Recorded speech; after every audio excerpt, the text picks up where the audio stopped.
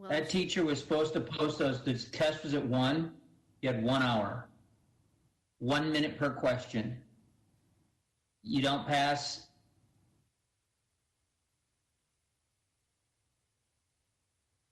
Go ahead. I'm still muted. I can hear you though. You can hear me? Okay. Yeah. Okay. I just show muted on there. Okay. I would like to announce that a quorum is present. The meeting has been duly called and notice of the meeting has been posted in accordance with the Texas Open Meetings Act. In order to limit attendance at public gatherings, a limited number of staff and board members will be in attendance in person at this board meeting. The majority of our Board of Trustees and leadership team will be attending virtually via WebEx. The following board member is in attendance in person: Catherine Sells. The following board members are in attendance virtually via WebEx: Tracy Miller, Allison Lasan, Angie Cox, Christy Hassett, Jenny Prosnick, and Kronda Timish. First off, we will have an administration of the oath of office to our non-opposed board members by Ms. Riggle. Congratulations. Raise your hand, right hand. I can't see. That is for Ms. Hassett and Mr. Miller. I state your name. I, Tracy Brown.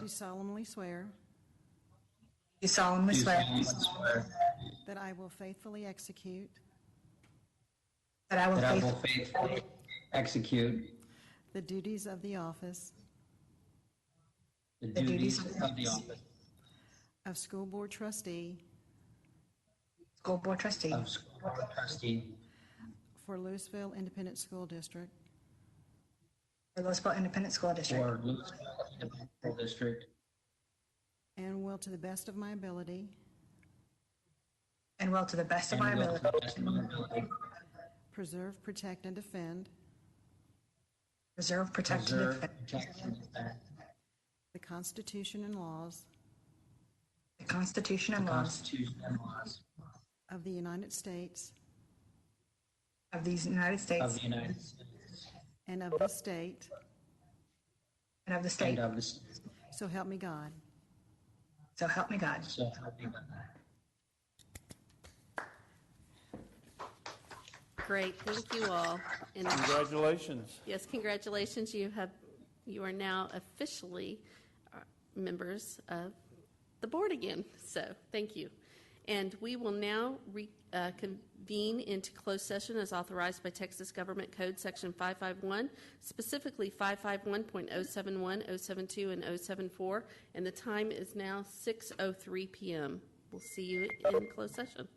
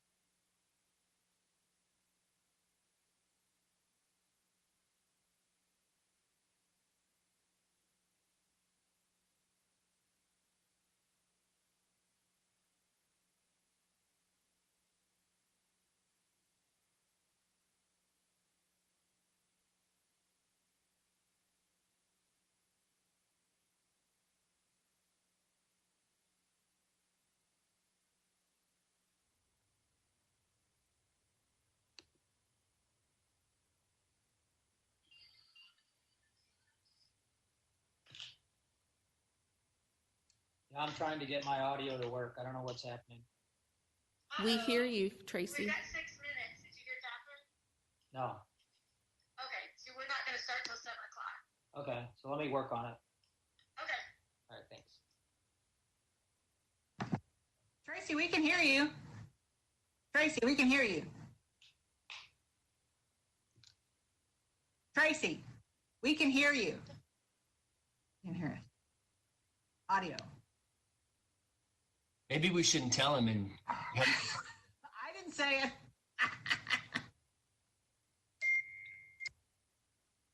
Did you hear about Tracy?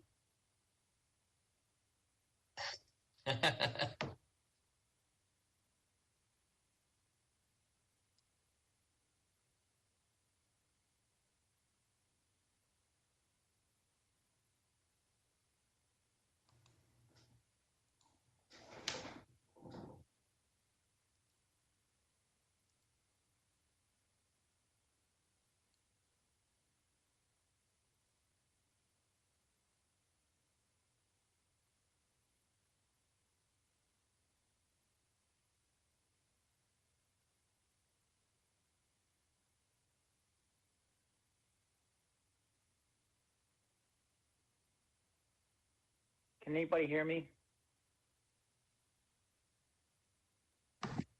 Can you hear us, Tracy? I can hear you now. Thank you.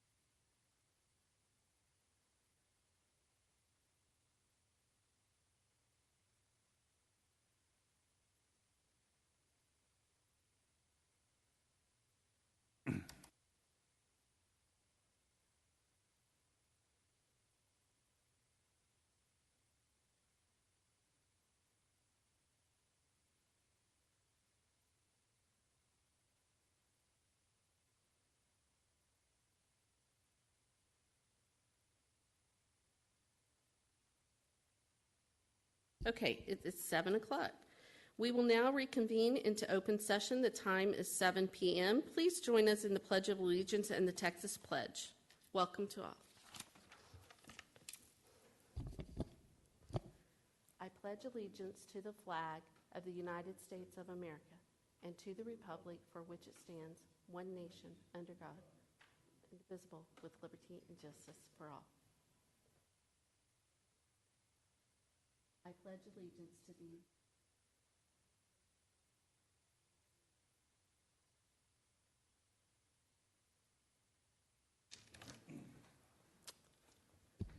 Thank you so much, and welcome everybody.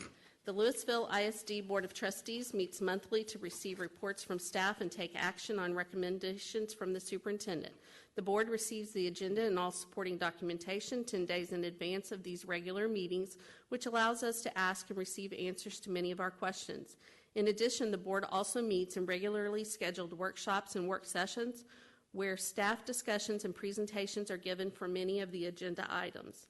This protocol means lengthy discussions or a litany of questions on every agenda item often is not necessary, and as a board, we should have appropriate knowledge and preparation for responses regarding the content of our meeting tonight. A few reminders for the board members and staff attending via WebEx this evening. Please keep your microphone muted until you are ready to speak. If you have a question or would like to make a comment, let me know, and I will call on you at the appropriate time. When I call on you to speak, please unmute your microphone before speaking, and when you are finished speaking, please turn off your microphone. Dr. Rogers, would you like to recognize? Yes, Board. Ms. Sells, thank you. I just wanted to, and I know the Board wants to also just give special recognition to Dr. Buddy Bonner. He had a parking lot celebration today, which is a little different, but I know he was very honored to have all the people show up in the parking lot and do the drive-by. Congratulations on his retirement. As I mentioned this afternoon, I've worked with Buddy from the very start in LISD. I was a teacher for about 5 years prior to him becoming a teacher at Milliken Middle School, and so those 29 years he's just always done an outstanding job. And so just once again, Buddy, congratulations, and we wish you the very best in your retirement. Thanks, Thank Kevin, and Board of Trustees. Thank you very much for the wonderful years of service. Thank you, Dr. Bonner. Moving on, we will move on to recognize the board and election of officers. And Board President, would someone like to make a motion regarding the Board President? I saw Ms. Lasanne's hand went up. Thank you. I move to nominate Catherine Sells as Board President. Ms. Lasanne has made the motion. Do I have a second? Second by Ms. Hassett. All in favor, please raise your hand where we can visibly see it. Motion carries 7-0. Thank you so much.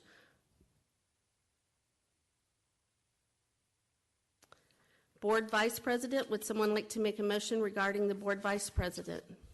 Ms. Timish. Madam President, I would like to now nominate Tracy Scott Miller for Board Vice President. Okay. Do I have a second? Ms. Lasanne, I saw your hand up first. Okay. And all in favor, raise your hands. 1, 2, 3, 4, 5, 6. And the motion carries 7-0.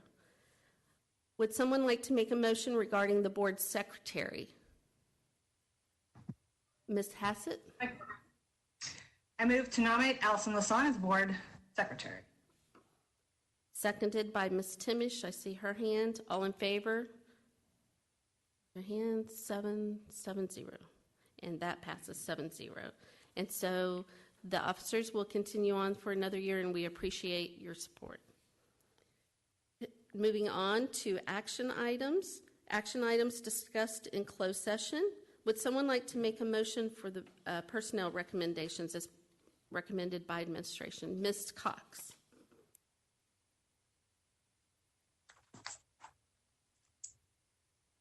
I would like to make a motion that the board approve the professional staff member contract recommendations for the school year 2020 as recommended by administration. I think you skipped. Can you go back to A? I did, I'm sorry. One That's more. okay. I move that the board approve personnel recommendation presented by administration. Okay, do I have a second on that? Okay, I saw Ms. Hassett's hand go up. All in favor, if you'd raise your hand and I'll count them. 1, 2, 3, 4, 5, 6. Motion carries 7-0. Okay, now moving on to motion B. Would someone like to make that motion? Ms. Hassett? I move that the board approve all professional staff member contract recommendation for school year 2020-2021 as recommended by administration. Do I have a second? Ms. Timish, I saw your hand. All in favor, raise your hand, please. Oops. Motion carries 7-0. Would someone like to make a motion on C, the Chief Financial Officer? Ms. Hassett? I move that the board approve Mr. Mark Youngs as Chief Financial Officer as recommended by administration. Do I see a second? Ms. Cox, thank you. All in favor, please raise your hand. And I do see all hands. Motion carries 7-0. And we do have a video.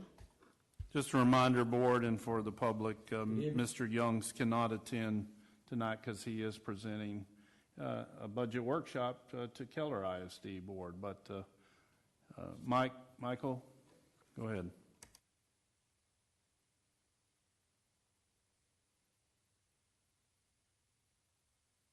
Lewisville Board of Trustees. My name is Mark Youngs, and it's my privilege now to work with you in the Lewisville School District. Lewisville has such a great reputation for doing so many things so very well. I'm impressed with your superintendent. I'm impressed with other senior leaders with whom I've been able to visit. I look forward to working with them. My wife and I are the parents of 3 sons, 2 daughters, some of whom were able to go to Lamar Middle and to Marcus High School. They're all married and gone and have families of their own and have blessed us with 20 grandchildren. I look forward to meeting you and working with you in the near future. Thank you.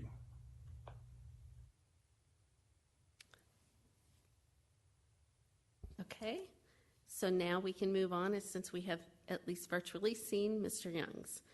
Okay, and so moving on to motion D. Would someone like to make that motion? Ms. Prosnick? I move that the board approve Dr. Robert Thornell as Chief Executive Director of Learning and Teaching as recommended by administration. Do I have a second?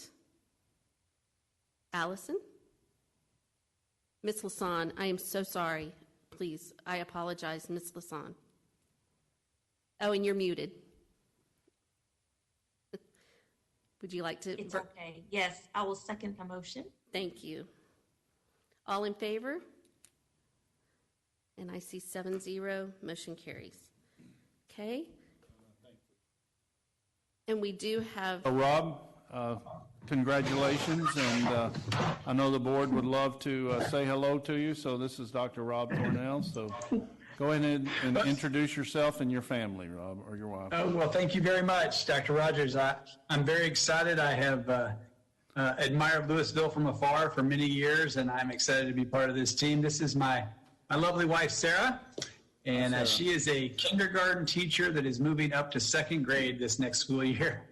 I do apologize. We have 5 kids, and a couple of them are doing AP study groups right now. They have tests this week, and a couple of them are attached to their video games, and they're a little bit shy. So if that's okay, they'll show up at a meeting soon, but they're all out doing things.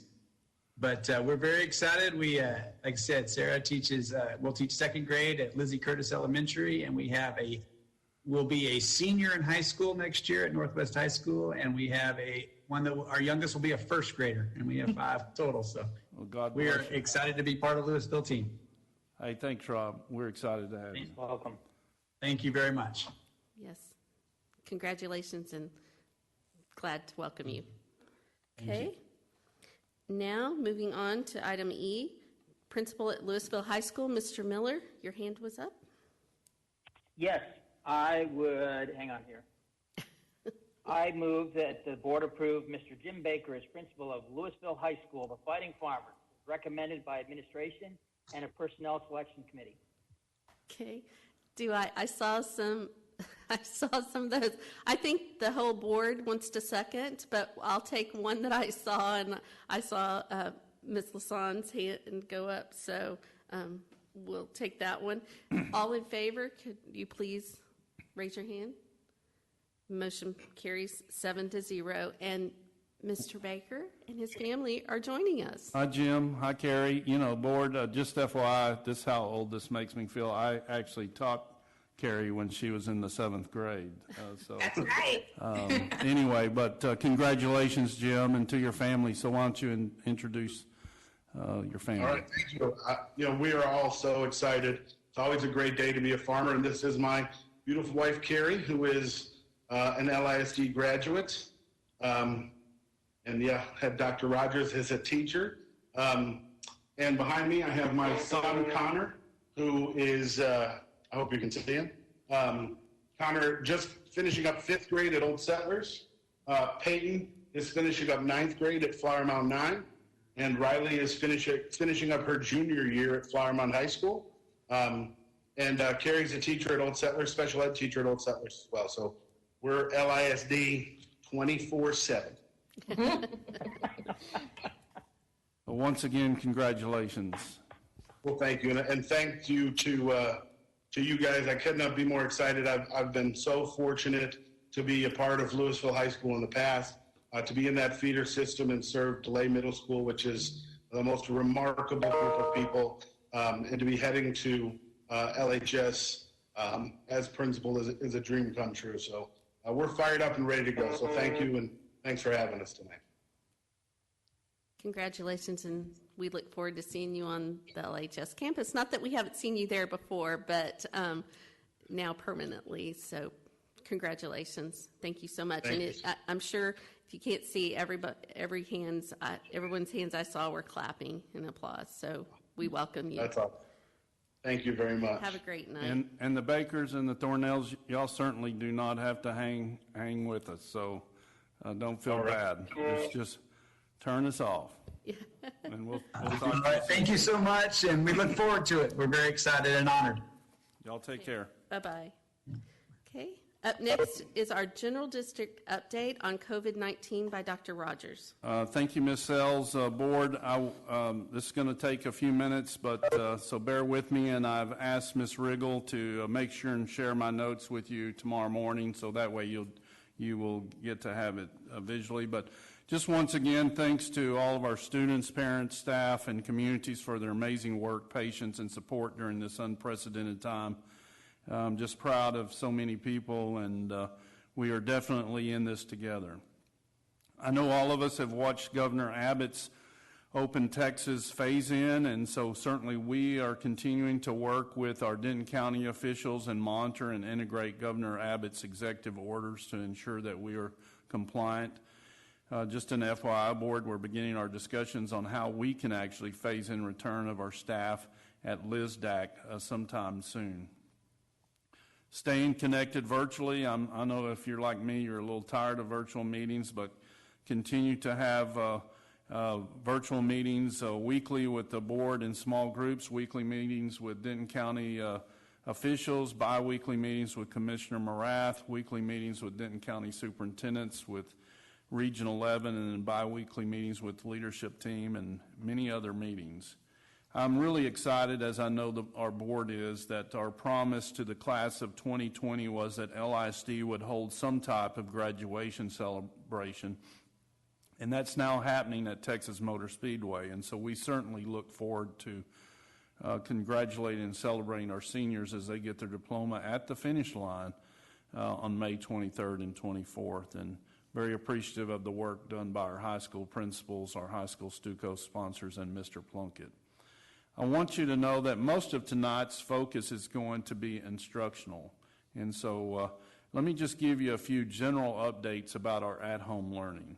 Our teachers and campus staff have just done amazing work. Of course, the past several weeks, we've seen a marked decrease in the number of their questions and our help needed because with WebEx and the creation of at-home learning plans.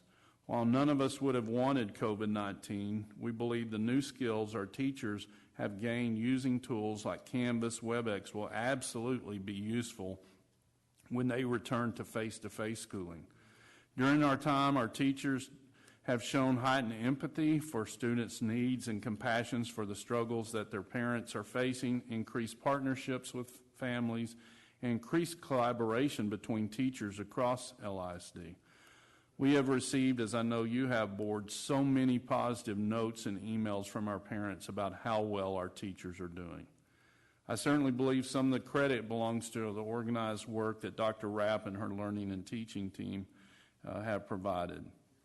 For example, all of our secondary ESL staff successfully transitioned to a virtual setting and are providing ongoing linguistic support for English language learners. Our ESL liaisons have provided over 2,400 hours of support. Our ESL aides have provided over 4,700 hours of support. Teachers who are the only ones on their campuses that teach a particular class are usually isolated, but with this new system, they have been able to collaborate regularly with others across the district. And even students who sometimes have felt overshadowed in the face-to-face classroom have found a safe place and voice in the virtual classroom. Let's talk for a minute about our career tech teachers. They have used this time to conduct lessons regarding safety, job skills, technical skills. In each field, they can utilize their laptops and display the lesson through Canvas to continue to guide their students.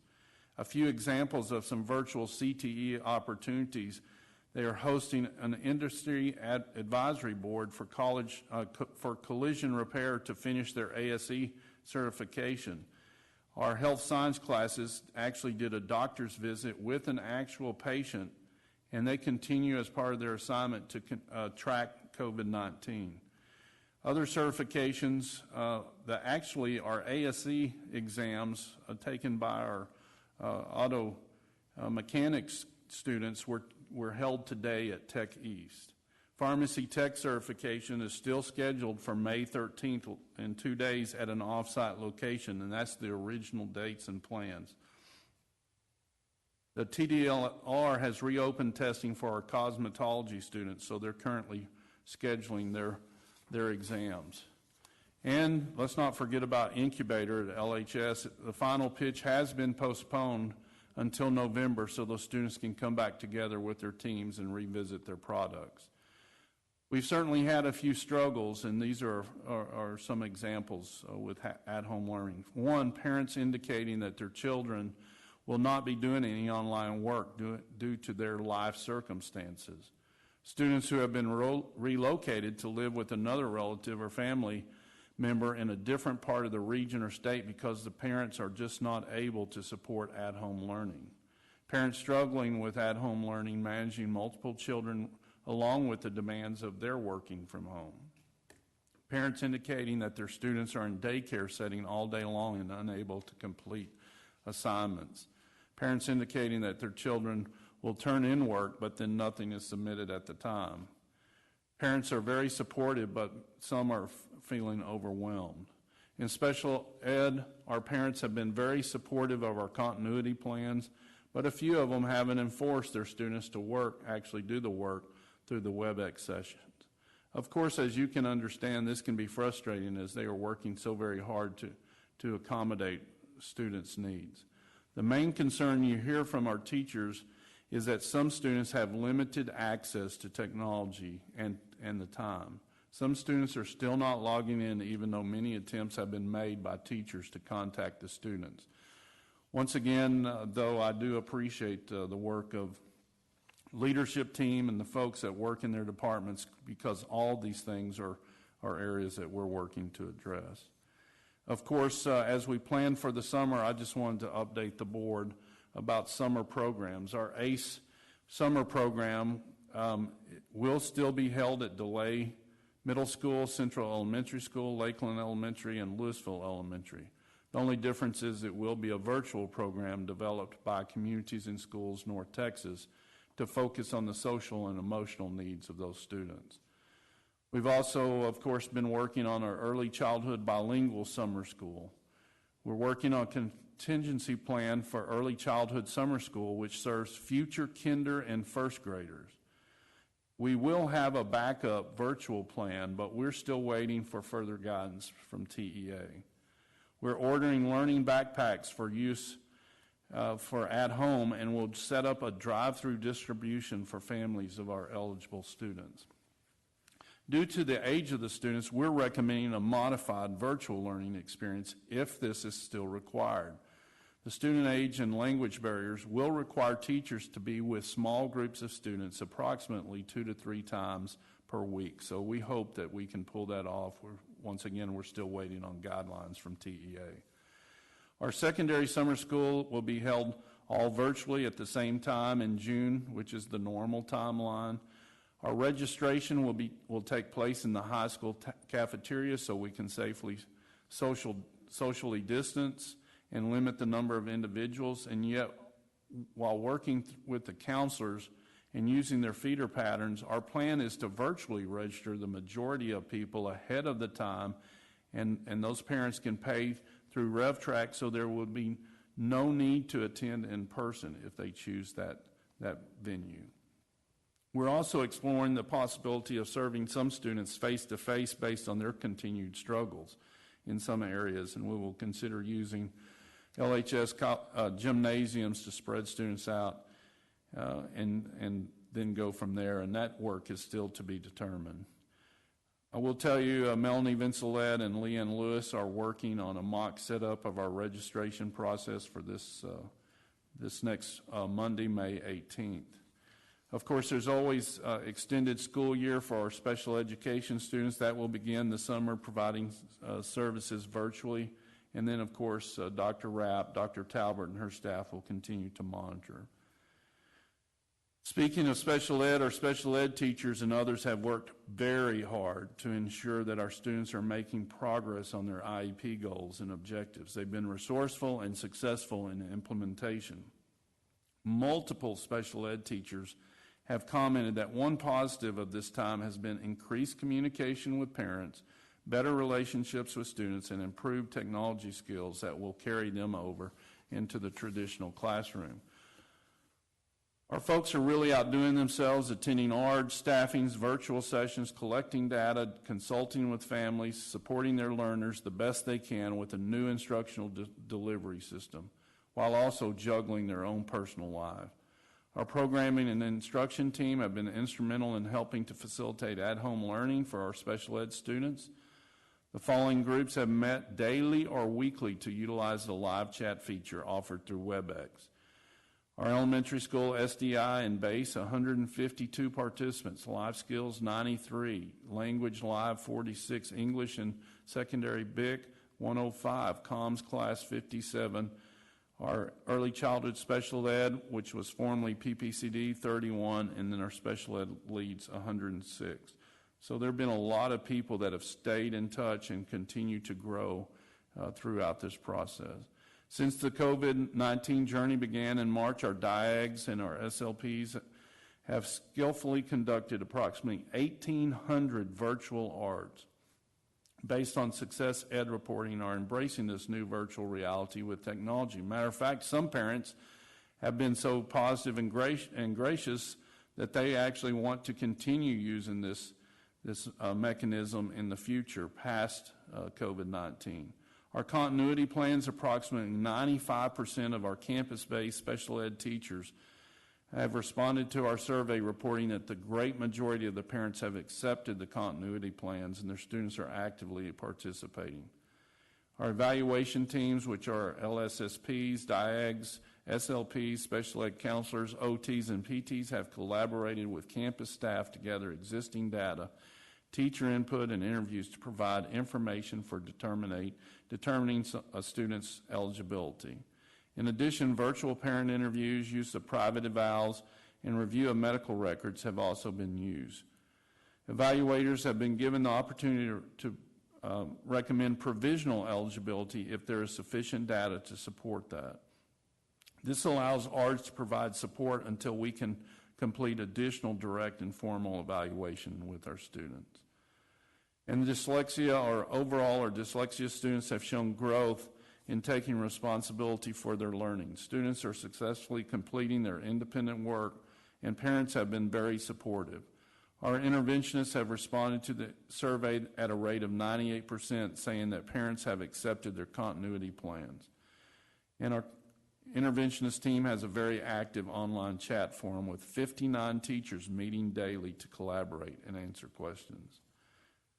So that's about this year, but of course, as you know, we're already planning for this next year. And so I wanted to talk for a second about what we're going to do to monitor student progress for next school year. In elementary, our learning and teaching folks have worked on the pacing guides and learning timelines and revised those for 2020-21 to increase time and depth in units of study where instruction was missed this last 9 weeks. This move to priority standards will occur throughout the year depending on vertical alignment and pacing of the next grade level. Teachers will receive this training as part of a Canvas 3-hour summer content learning course and will receive support from our learning facilitators.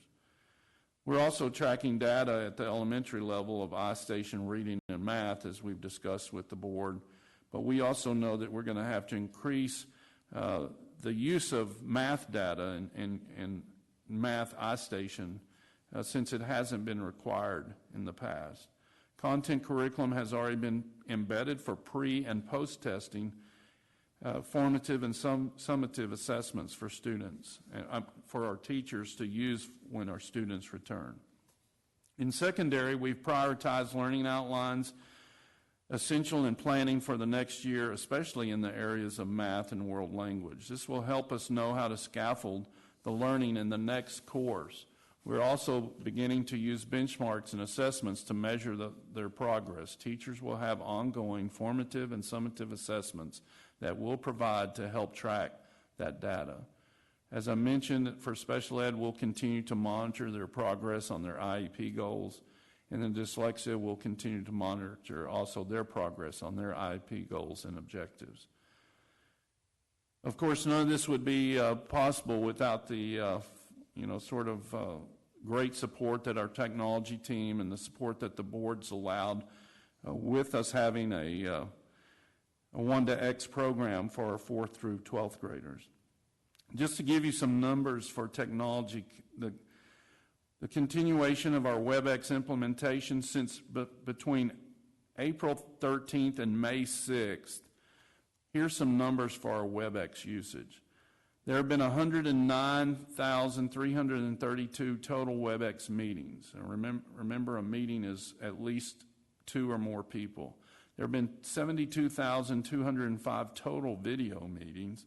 There have been 2.5 million meeting minutes. And out of all that, there have been nearly 983,000 participants in all these meetings.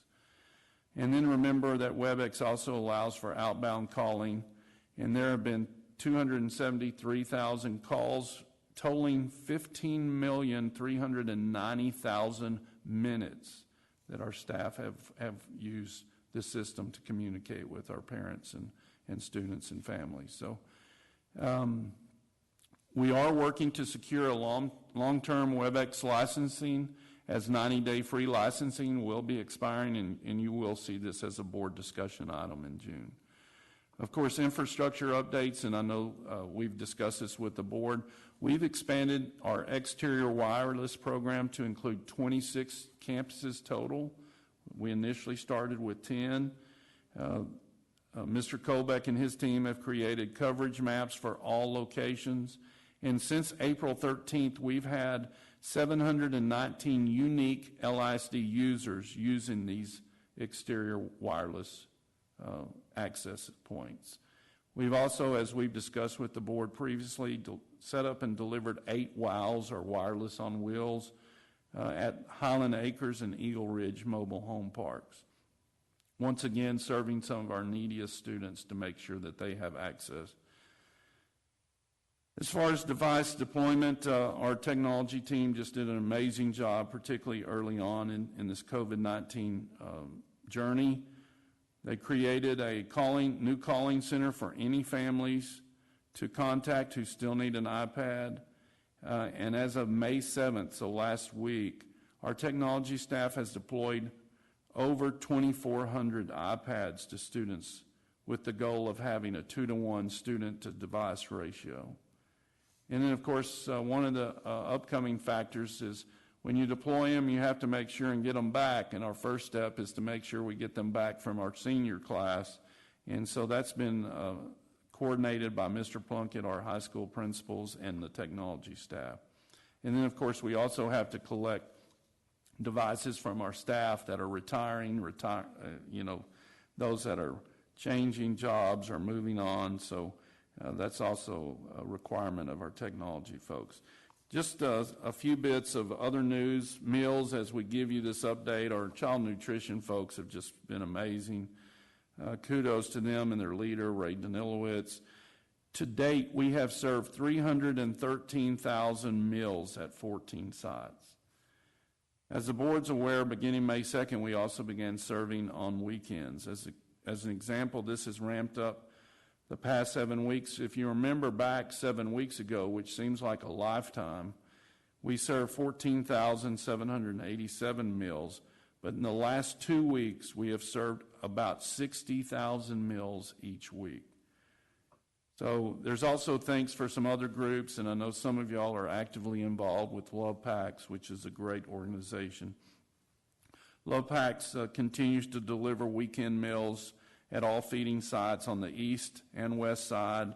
And so both groups, Love Packs East and Love Packs West, continue to deliver food to homes where transportation might be the barrier. There's also Food for Kids, which is provided by the North Texas Food Bank, and on a weekly basis they provide that food at 12 of our LISD feeding sites, and they average about 965 food bags a week. And then as we've discussed with you, the board, we've been working with county officials in the United Way of Denton County to discuss how we can, with collaboration of many other groups, expand our summer feeding program. And then partnerships, I just am extremely grateful that we live in a community that cares and wants to help those in need. And of course, as we all know, the need is great. There's so many people that are struggling. So once again, our great partner communities and schools, North Texas, I mean, they are doing a lot of new things, connecting families with needed resources. They're providing, of course, academic support, assisting those families that might need technology, helping them to know how to access the online learning systems. They're facilitating online group activities that include mental health and wellness activities. They're facilitating activities for students to explore careers. And then they're also working to engage our families in wellness checks, follow up to resources, and general care. Of course, we have so many other great community partnerships. So we've had over 700 students receive donations of school supplies coordinated by our chambers and by business and community partnerships. The Village Church and Valley Creek Next Steps Center have provided a community forum, actually, that our social workers can reach out to them if the families don't have access to our feeding sites. And Valley Creek is actually serving about 250 LISD families per week. Marco's Pizza has donated 150 pizzas to our child nutrition workers, just simply as a thank you. A Girl Scout troop actually donated 108 boxes of cookies for our families, which were added to the grocery bags from Valley Creek. And there have been 15 community partners offered access to their public Wi-Fi network so our students can gain access. And so just great work in our community. And then groups like CCA, Salvation Army, United Way, working with the Barriers Fund for the city of Lewisville, has provided money for rent and utilities. A group called the Sparrow Collective has created a referral system for LISD families.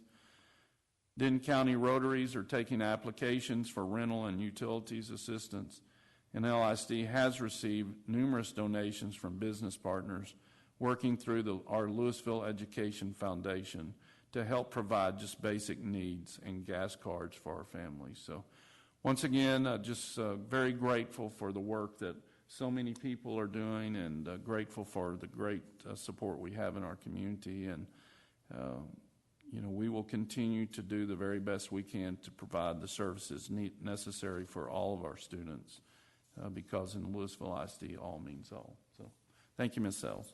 Thank you, Dr. Rogers. That was quite an extensive update, and I am sure that the board would concur with me that we are just grateful to be in LISD and the work that all of our nonprofits and our staff have done during this time. As we continue to learn each day's been a new experience, and we learn something new every day. So appreciate that. And do you all have any questions?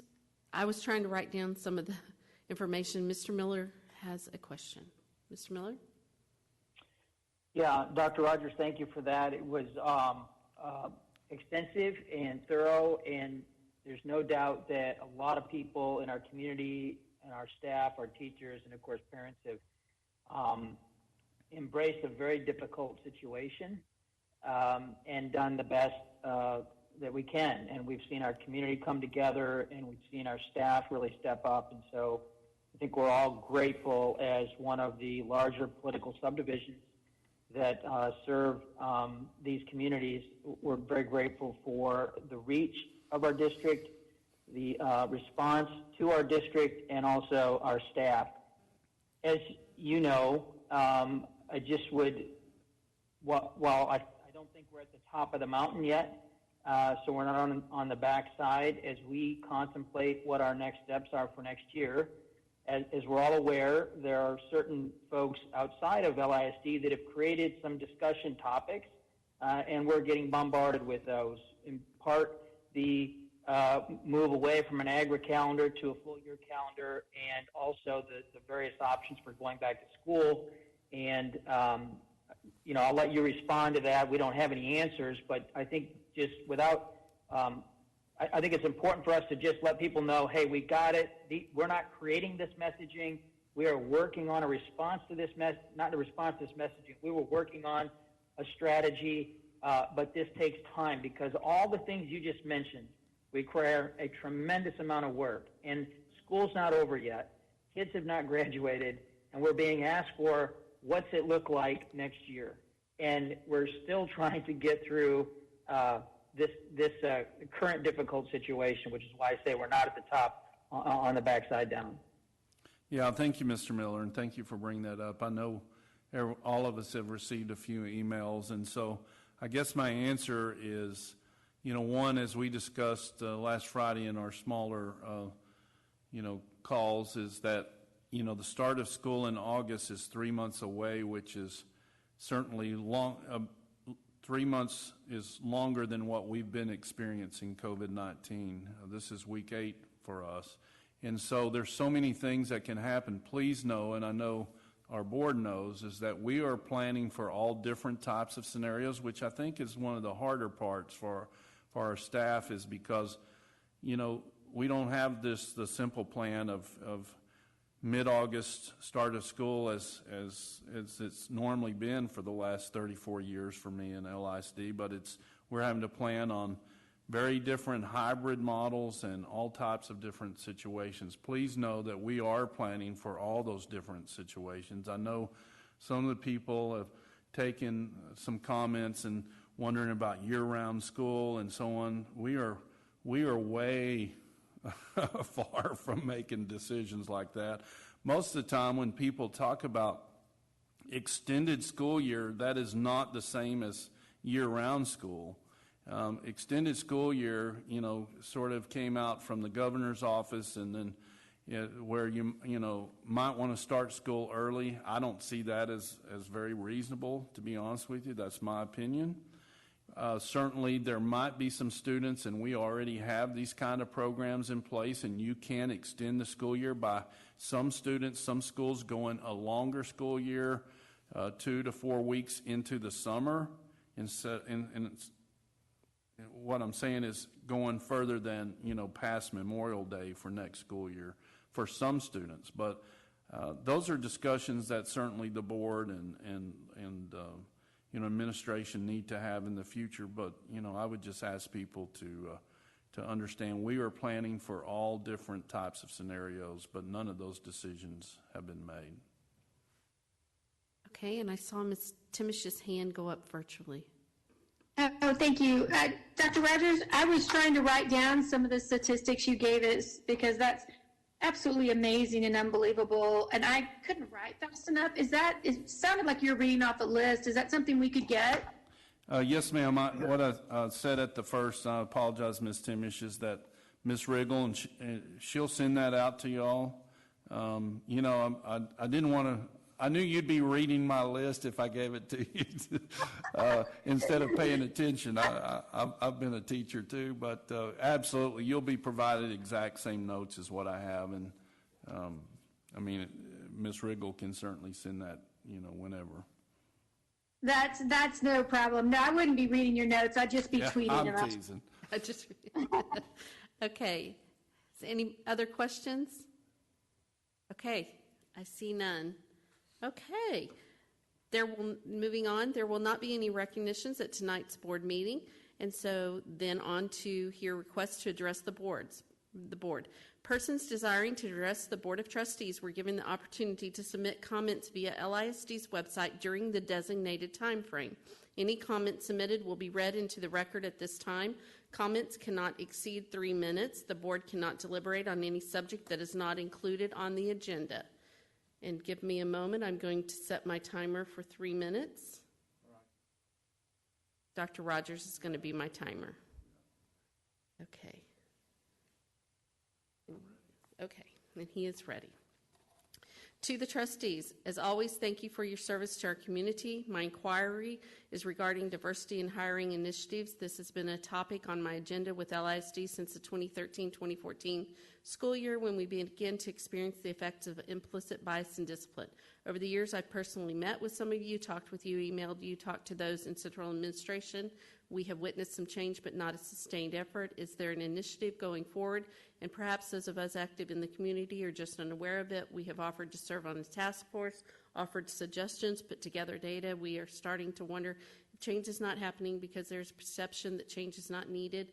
I viewed recent hires to the principal positions at Bar Hill LISD STEM, the CFO position, and the Chief Executive Director of Student Services. I wondered if there was a diverse pool of applicants and why diversity isn't reflected in the latest hires. I quote a New York Times article dated 9/10/18, Does Teacher Diversity Matter in Student Learning? One portion of the article reads, researchers say it's not entirely clear why teachers' gender and race makes a difference. It's likely to be a combination of things. Students tend to be inspired by role models they can relate to. Same race teachers may be able to present new material in a more culturally relevant way.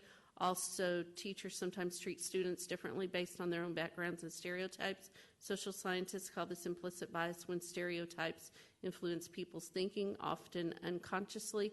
A variety of research, for instance, has shown that teachers tend to assess black students differently from white students. Preschool teachers judge black children more harshly for the same behavior. White teachers are less likely than black teachers to assign black students to gifted and talented programs, even if their test scores match those of white students. When black students have both a white and black teacher, the black teachers consistently had higher expectations for the children's potential. I emailed all of you on 3/9/20 with my observations regarding Hispanics and African American students involved in higher level activities. Maybe part of the issue is someone that looks like them needs to help usher them in, tell them they can do it, help them see it as possible. My own story is very similar to this statement.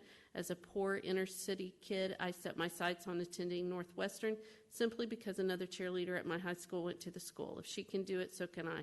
She provided me with a relatable example. It feels like the climate in our nation is racially charged, and diversity and community unity is sorely needed. I'm asking you to help the community understand what's the strategy. And that was from Ms. Lee Montez.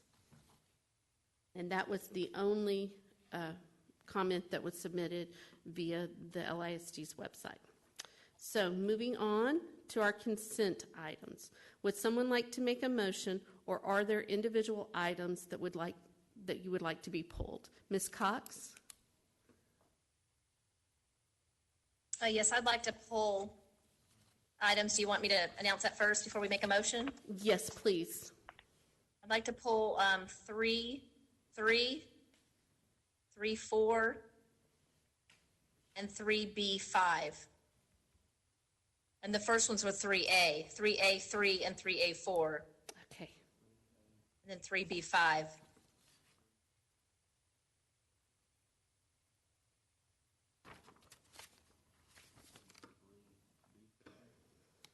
Okay. Okay. If somebody has written those down and would like to make that motion, Let me make sure, Ms. Cox, that we have that 3A3, 3A4, and 3B5? Okay. okay, and before we do that, does anybody have any others to be pulled? Seeing no hands, if somebody has written those down and could make the motion with those items pulled. Ms. Sells, I've written them down if you'd like. Oh, okay, Ms. Hassett, I'm sorry, I didn't see. Go ahead. That's all right. Speaking I up. appreciate it. I move that the board approve the consent agenda items as recommended by administration with the exception of items 3A3, 3A4, 3B5 for separate consideration. Thank you so much, Ms. Hassett. Do I see a second on that? Ms. Timish, thank you. All in favor? If you would please raise your hands, and I do see 7 hands. Motion carries 7-0. Okay, going back to item 3A3, Ms. Cox, would you like to make the motion and then speak to that? Or let's get a Yes, I second. make a motion on RFP 2657, 20 district-wide switch fresh and related products and services. Do I have a second on that? Ms. Prosnick, thank you. And then Ms. Cox, would you like to address? Yes, and actually this goes hand in hand with 3 and 4, so we can move on to 4 after this. But one of my questions was this week in the book about the E-rate filing, and we were going to make sure that that happens first before this item is approved. So my question will be, is this going to have to come back for board approval once we see what the E-rate filing was, or will it be automatically approved? Mr. Colbeck, can you address that? For the funding commitment for this project, assuming that that would get approved from USAC, with the board's approval, we would then move forward with the purchase. But we know what that amount is, or? It's about 50%. It's a weighted formula based upon our enrollment and the percentage of free and reduced students. Okay, so that still didn't answer the question. So the question was, will it be approved or will it have to come back to the board for approval? Or does this motion mean that it'll automatically be approved if that rate e-filing comes through? That's how I was planning on this item to be presented. If the E-rate filing is approved, we would then move forward with the order with this motion. What we're trying to do is have the board take this action before we have the paperwork submitted, obviously. Okay. Thank you. Okay. You're welcome. Does anybody have any other comments or questions regarding? Okay. So we have a motion by Ms. Cox and a second by Ms. Prosnick. All in favor? Motion carries 7-0. Would you like to go ahead and make the motion on 3A4, Ms. Cox? Yes, so I make a motion to the RFP 265820 district-wide uninterruptible power supplies, UPS, refresh, and related products and services. Would someone like to make the second to that? Okay, I saw Ms. Prosnick's hand go up first again. Would you like to address anything else in that, or was that one question? Okay. That was addressed. Does anyone else have any questions or comments? Okay, if we could all vote, all in favor, raise your hand. Motion carries 7-0. Okay, your last pull, Ms. Cox, would you like to make that motion? Yes, I'd like to make a motion on the renewal of the RFP 253918 college and career readiness. Would someone like to second that motion? And I saw Ms. Timish's hand go up. Okay, And would you like to speak to that motion, Ms. Cox? Yes, I know we're in our early years of approval for this item, but this goes back to what Mrs. Hassett was addressing in her questions in the board questions. It's just about our Choices 360. I just want to make a note that I would really like to see that beefed up of what we're offering. I know we're doing several classes through Choices 360, but I feel like sometimes that's just checking the boxes and we're really not engaging our students for their career readiness. And I would like to see that used to its full capacity if we're going to be paying for these services. Dr. Rapp, would you, or I think Monya's on the call too. Would one of y'all want to speak to Ms. Cox's concern? Yes, and I'm going to ask Ms. Crow to speak to that. We've talked as well with the Future Pathways Committee. That's part of the reason that we see that our career readiness choices for students, we're working on that as fast and furiously as possible. That's the main goal of the Future Pathways Committee, is to bring all of this in a package together where students connect their career choices to the courses that they're taking and the passions and interests that they have. But I'll ask Ms. Crow to add on to that as well. Good evening. We did spend our first year getting all of our kiddos, pre-K through 12, really just involved in the software in and of itself to kind of dig around.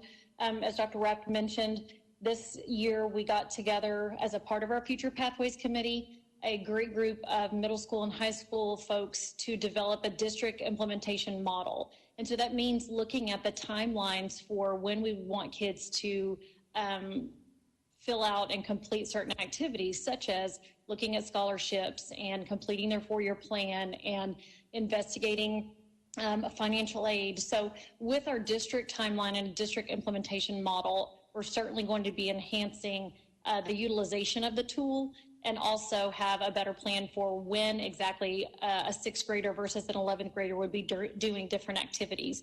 And then all of those things build upon each other so that as we begin to academically advise and we get into registration season, then we're pulling in those analytics and metrics from Choices 360 as we begin to look at the kids making their course selections. And who is driving that force of helping them to do those selections?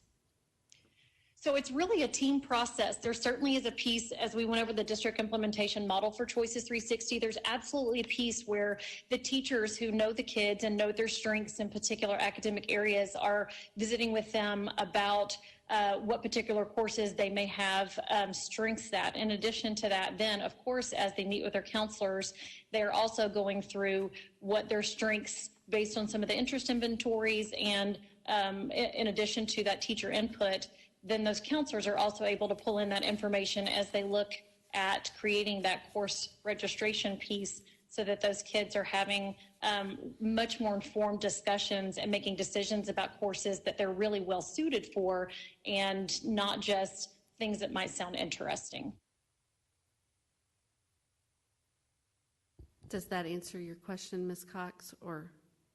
Yes, Okay. I really feel that the program might have some more capabilities for our students. And really, it's so crucial that we help guide our students, especially like 8th and 9th graders, on maybe their future career path and what classes they should be taking. So, I hope we will utilize that a little more efficient next year. Thank you, Ms. Cox. Ms. Hassett has a question or comment? Yeah, I have a comment or maybe a question. I definitely agree with Mrs. Cox. I think Choices 360 is already fairly good at helping guide students who have a strength, who already have more of a direction. I think where I see some of the weakness in that program is where students just don't really know, don't have a direction yet. They might have some strength. It's the ones in the middle where they're just not sure because they're kids. And those are the group of students that I think we need to be even more concerned about, is trying to find something and allow them choices to explore during high school to find out what is a good fit and what isn't. And I think that's where the program and previous programs have not fit as well for some students.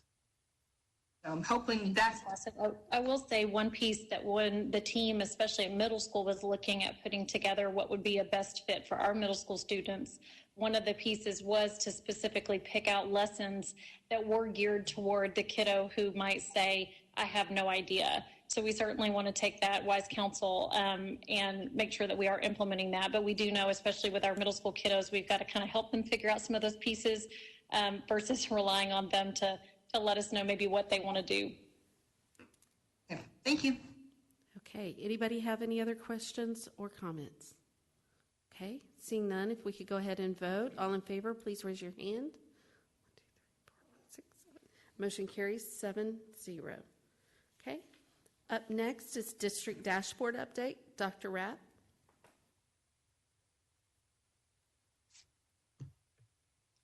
Yes, Ms. Sells, members of the board, Dr. Fitzhugh is with us tonight, and so we are pleased to have her share information with you. As we know, we're wrapping up this year in a unique fashion about what that means for the district dashboard. Okay, good evening, everybody. I'm going to share my screen here, and we're going to hope that it all works. Okay. So tonight, and I sent you guys this a little bit earlier today, so you would also have it so you could flip through just in case somehow my computer has a mind of its own. Just to give you a little bit of an update on our dashboard, as a little bit of a reminder, throughout this school year, we've been implementing our EduGens dashboards. We've come and talked about them a couple of times already. In October, we talked about the elementary ones, and then in January, we talked about the middle school.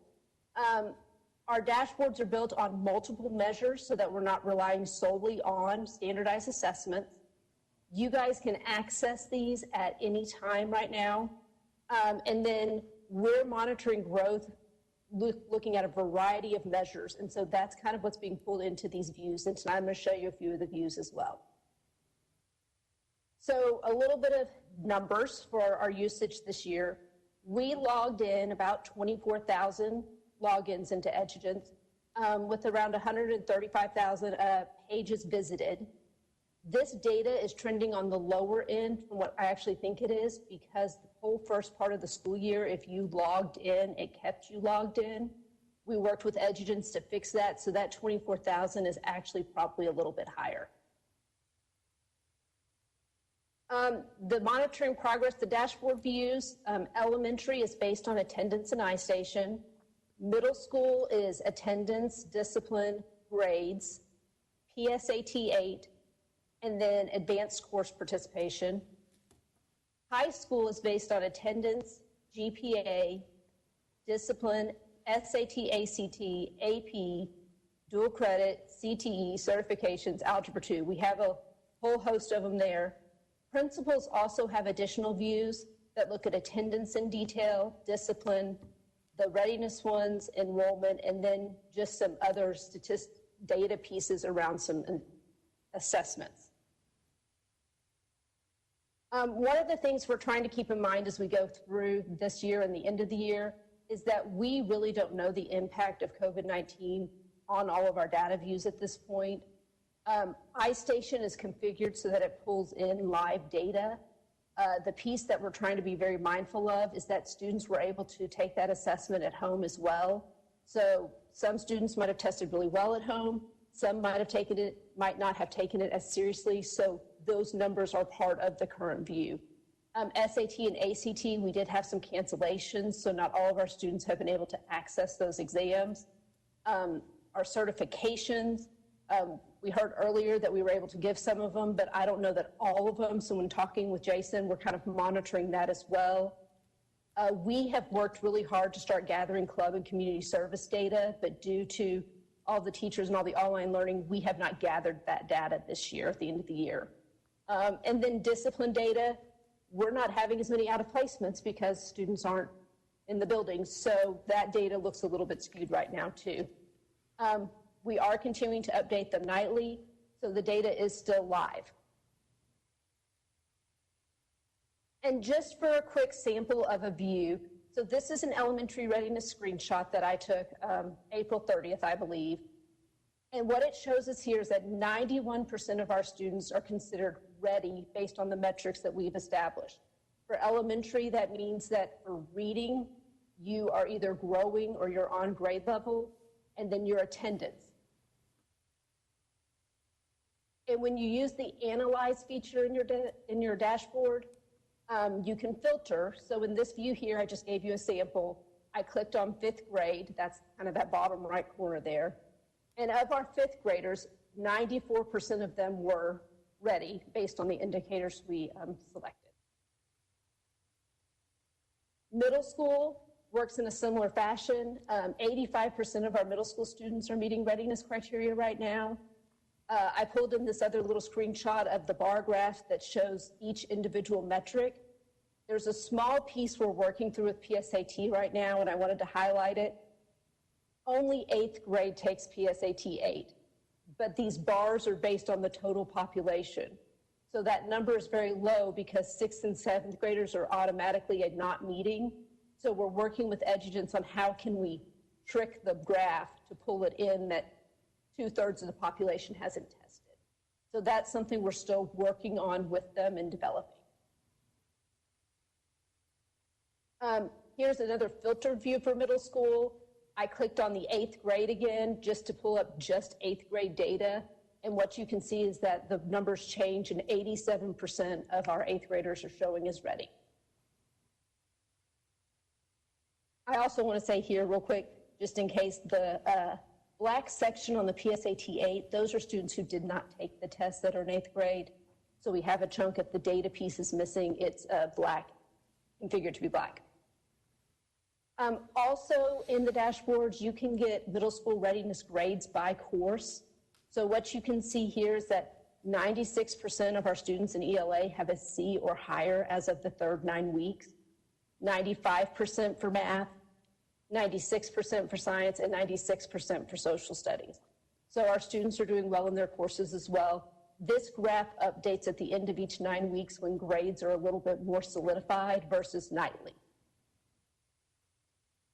For high school readiness, I filtered this by 12th grade just from the get-go. 85.4% of our seniors are showing as college and career ready right now. One of the things that we've noticed and we're working on brainstorming is that many of our indicators are geared towards seniors, SAT, ACT, AP courses, dual credit. So when you start to pull the number in whole, it's really important to look by grade level to kind of see, and we're going to work on doing some differentiation by grade level so we can track a little better. These are just some filter options I kind of wanted y'all to see and learn about as you start logging in there. So the first little set there to the left, there's no filters. That's all of the grade levels. That's what the GPA looks like. When you come to the middle graph, if I filter by who's meeting GPA criteria, what you can see is that our 10th, 11th, and 12th graders and our 9th graders are really very low there.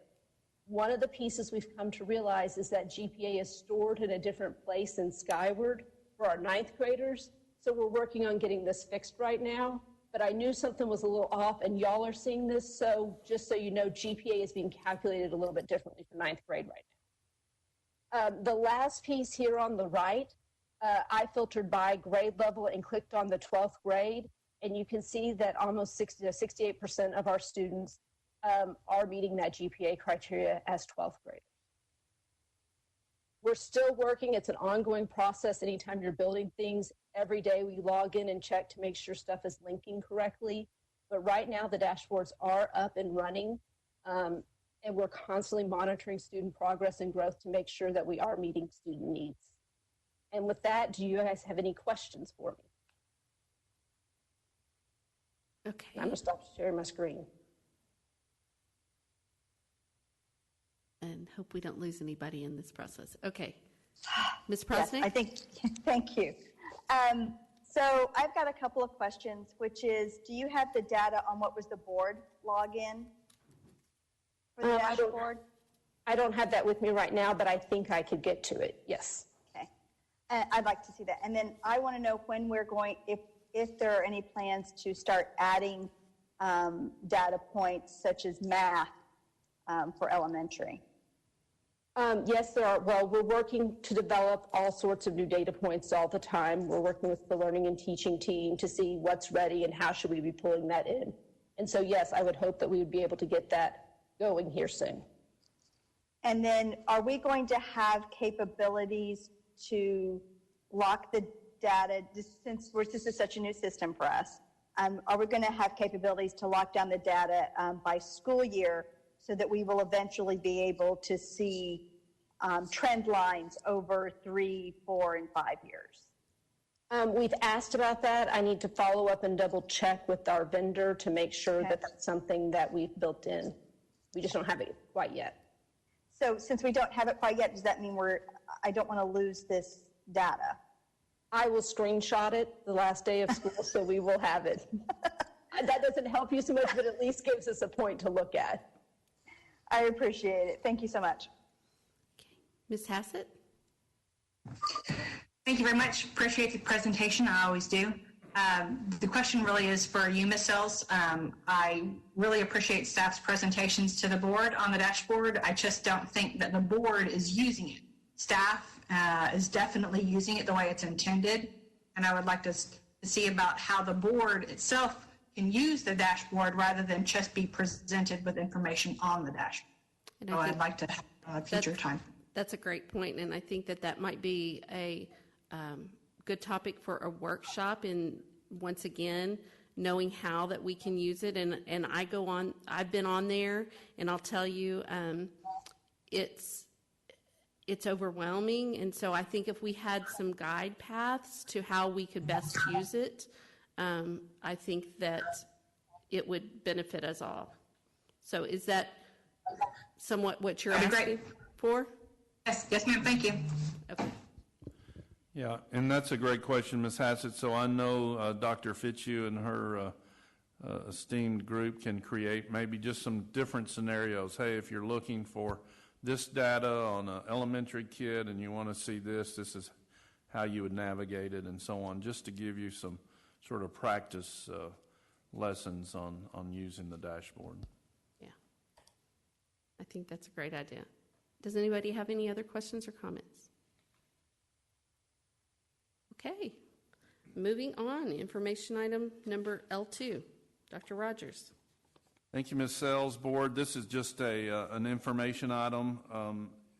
We always bring forward our next year's board meetings, and so all of our board meetings work for next year, except, as usual, the second Monday in October, of course, is a holiday, and so we are recommending a change for the October 12th board meeting to October 19th, the third Monday in October. So other than that, and of course, as normal, we have not planned a July board meeting, which has not been the common practice. Okay. Does anybody have any comments or questions on those dates? Okay, moving on. Dr. Rogers? Let me put my interim CFO hat on for one last time, I hope. But anyway, you have, of course, all the documents, and, just a couple of notes. One, once again, just greatly appreciate Rosemary Trevino and the work that she's done. In our recent board budget workshop, you've actually seen more updated numbers than what this shows through March 31st. So, but I will tell you, and she and I have met probably a couple of times a week. The budget's still on track and continues to, as we progress, get better, which is what we expect from what we talked about in our budget workshop. The second page, talks about all of our federal grants and things, and those are on track. And really, the only other thing, I may have sort of misspoke, and with our 2008 bond construction last time, remember that we have, if you look, and I think that's like page 6 or 7, it shows that we have $3.6 million unexpended funds, but if you turn the page, remember that we have $804,000 of 2008 bond funds that are already encumbered, and it shows the different projects they're encumbered for. And that leaves the $2.8 million, which is what you allocated as a board to help pay for the renovation for our professional learning building, which is, of course, formerly Thrift City. So after that's encumbered, there will not be any 2008 bond funds. So, and you know, then the next page is, of course, about the 2017 bond project funds. But anyway, I will try, or certainly punt it to Ms. Trevino if there are any questions. Does anyone have any questions, comments? I don't see any hands going up. So thank you for your grace. we will move on to action items. Dr. Rogers? Mm-hmm.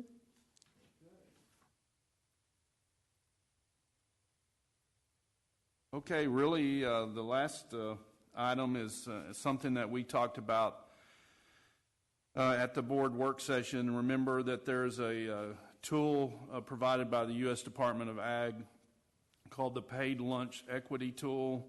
And so because we have a positive fund balance as of December 31st, 2019, and you could see in the financials that's about a little over $2 million in the child nutrition fund balance, then they use that tool to decide whether or not the cost of school lunches, both for students and for adults, needs to change. And so what we're recommending to the board is, because of the times that folks are dealing with COVID-19, and of course because we do have a healthy child nutrition fund balance, that the cost for student meal prices remain the same as what they currently are. And then we also ask the approval for the board to increase adult meal prices from $1.60 to $1.75 for breakfast, and from $3.55 to $3.70 for lunch, which helps us meet the minimum amount established by the PLE tool, and that's so 15 cents for breakfast and for lunches for adults. And that's really all I've got. Okay. If we could take a motion and a second, and then if we have questions or comments. Ms. Timish, would you make that motion? Yes.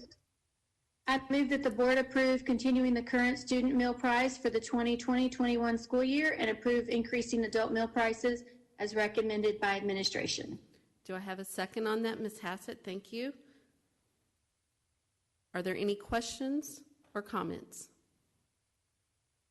Seeing none, all in favor, if you would raise your hand. Motion carries 7-0. If there is no further business, this meeting is adjourned, and the time is now 8:13 p.m. Have a great night, everyone.